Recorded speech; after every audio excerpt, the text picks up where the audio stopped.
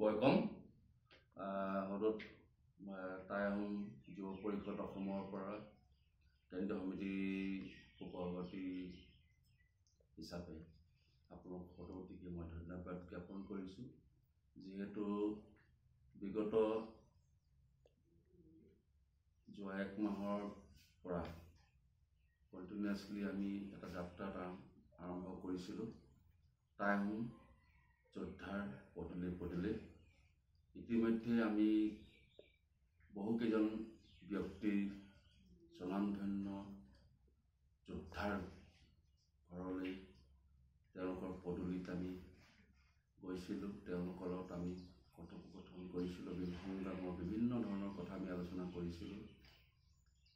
যিহেতু এই সংগ্ৰামখন আমি কেনেকৈ কৰিব লাগিব বা আমাৰ যিখিনি ক'ত আখোৱাটো আছে, ক'ত আমাৰ আৰু অকণমান কথা আমি সংযোগ কৰিব লাগিব, এড কৰিব লাগিব, এই গোটেইখিনি কথা আমি আলোচনা কৰি বিভিন্নজনৰ পৰা মত পোষণ পাইছিলোঁ। আৰু সেয়েহে আজি এই সংগ্ৰামখনৰ যি আঁত ধৰিবৰ কাৰণে আমাৰ কেন্দ্ৰীয় সমিতি টাইপাৰ তৰফৰ পৰা এটা নিৰ্দেশনা আমাক পাইছিলোঁ যে আমি জনসংযোগটো আমি এটা গঢ়ি তুলিব লাগে। তাৰ সেই প্ৰেক্ষাপটত আমি উপসভাপতি হিচাপে কেন্দ্ৰীয় সমিতিৰ উপসভাপতি হিচাপে আমি সেইখিনি দায়িত্ব পালন কৰিছিলোঁ। হয়তো যিমানখিনি কৰিব লাগিছিল বা যিমান ক্ষিপ্ৰতাৰে এই যাত্ৰাটো আৰম্ভ কৰিব লাগিছিল, হয়তো মই সিমানখিনি কৰিব পৰা নাই। তৎসত্ত্বেও যিমানখিনি মোৰ সাধ্য অনুসাৰে মই সকলোকে এটা যুগহত্য কৰিবৰ কাৰণে প্ৰয়াস কৰিছিলোঁ। আৰু ভৱিষ্যতৰ দিনতো আমি এই প্ৰয়াসটো থাকিব।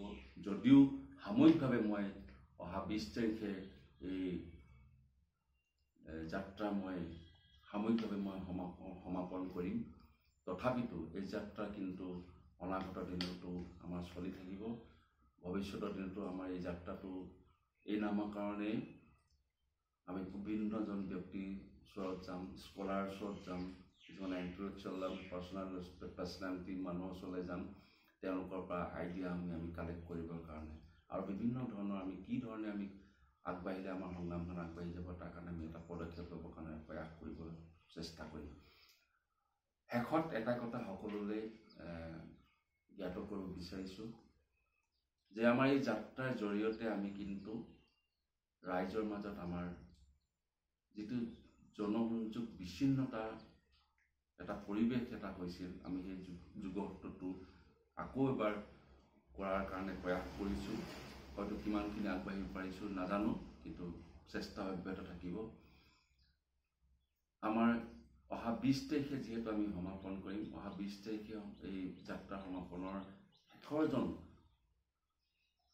যিজন অতিথি থাকিব তেখেত কিন্তু চাবুৱাৰ পৰা থাকিব। চাবুৱাৰ এজন বিশিষ্ট উদ্যমী যুৱক, টাইম জনগোষ্ঠীৰ এই সংগ্ৰামখনৰ ওতঃপ্ৰোতভাৱে জড়িত থকা এজন বিশিষ্ট সংগ্ৰামী সতীৰ্থ। তেওঁৰ কাষলৈ আমি অহা 20 তাৰিখে তেওঁৰ ওচৰলৈ যাম আৰু আপোনালোকে এই 20 তাৰিখৰ দিনাখন আপোনাক গম পাব তেওঁৰ জীৱন সংগ্ৰামৰ আৰু জাতিটোৰ প্ৰতি তেওঁ উৎসৰ্গিত হোৱা গোটেই পৰিৱেশ, তেওঁৰ পৰিয়ালে কেনেকৈ ধৰণে কৰিছিল, তেওঁৰ পৰিয়ালৰ যিখিনি কণ্ট্ৰিবিউশ্যন, সেই কণ্ট্ৰিবিউশ্যনখিনি আপোনালোকে গম পাব। শেষত সদৌতিকে সকলোৰে পৰা যিখিনি মৰম চেনেহ পালোঁ বা যিখিনি সহায় সহযোগ পালোঁ, সকলোকে মই টাইম যুৱ পৰিষদ অসম কেন্দ্ৰীয় সমিতিৰ তৰফৰ পৰা অশেষভাৱে ধন্যবাদ জ্ঞাপন কৰিছোঁ। আৰু শেষত আপোনালোক সদৌতিয়ে ভৱিষ্যতৰ এই কাৰ্যসূচীত সহযোগিতা আশা কৰি আজি মোৰ যিখিনি ক'বলগীয়া আপোনালোকৰ প্ৰতি এটা বিনম্ৰ নিবেদন, এই নিবেদন মই সামৰিছোঁ। ৰং গগৈ।